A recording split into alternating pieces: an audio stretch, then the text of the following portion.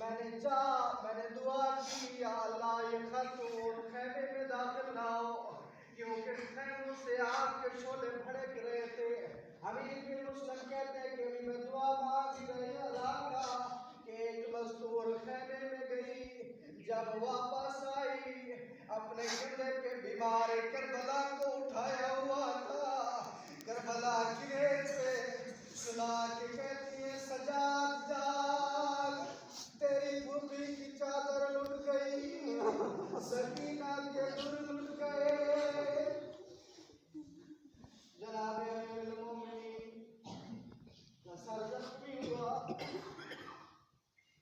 طبیب کو بلایا گیا،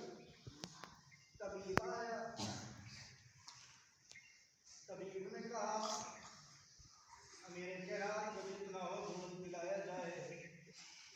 اس لیے کہ صرف تلوار نہیں لگی، اس تلوار کے ساتھ زہر بھی تھا جو علی کے خون میں رنگ بس گیا ہے۔ ہو سکتا ہے کہ امیر کائنات کی شہادت ہو جائے۔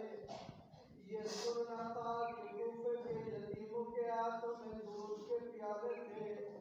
علی کے دروازے